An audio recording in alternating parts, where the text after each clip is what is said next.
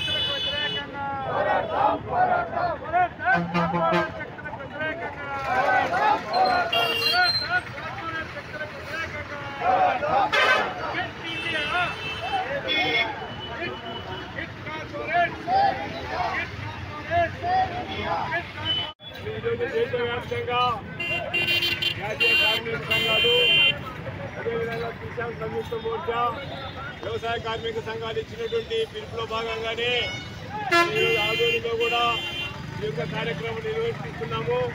ఈ కార్యక్రమాల్లో పాల్గొన్నటువంటి AITC, CITU, ఏపీ వ్యవసాయ కార్మిక సంఘం, ఈ యొక్క సంఘాలన్నింటి కూడా మద్దతు ఇస్తున్నటువంటి వామపక్ష పార్టీ నాయకులకు, అదేవిధంగా CPIML పార్టీ నాయకులకు, ఇక్కడ చేసినటువంటి మీడియా మిత్రులందరూ కూడా ధన్యవాదాలు తెలుపుకుంటున్నా.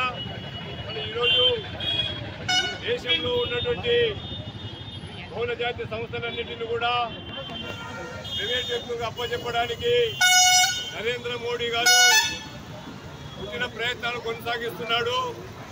మళ్ళీ అందులో భాగంగానే ముచ్చటగా మూడవసారి ఎన్నిక కాబడినటువంటి కేంద్రంలో ఎన్డీఏ ప్రభుత్వం మళ్ళీ గతంలో ఇచ్చినటువంటి హామీలన్నింటినీ కూడా నెరవేర్చకుండా కేవలం బహుళ జాతి సంస్థలకు ఒత్తాసు పరిగేటువంటి పద్ధతుల్లోనే ఈరోజు ఈ దేశంలో ఉన్నటువంటి ప్రభుత్వ రంగ సంస్థలన్నింటినీ కూడా ప్రైవేట్ వ్యక్తులకు అప్పచెప్పడానికి, అదాని అంబానీ లాంటి కుబేరులకు ఈ దేశ సార్వభౌమత్వాన్ని తాకట్టు పెట్టడానికి ప్రయత్నాలు కొనసాగిస్తున్నాడు.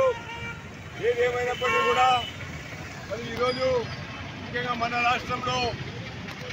రాష్ట్రానికి ఉమ్మడి రాష్ట్రానికి, అదేవిధంగా ఈరోజు విభజన తర్వాత రాష్ట్రానికి తలమానికమైనటువంటి విశాఖ ఉక్కు కర్మాగారాన్ని కూడా ప్రైవేటీకరించడానికి ఈరోజు ప్రయత్నాలు కొనసాగిస్తున్నారు. మరి ఈ సందర్భంగానే వామపక్ష పార్టీల కార్మిక సంఘాలుగా మేము హెచ్చరిక చేస్తున్నాం. మన గతంలో విభేదించినటువంటి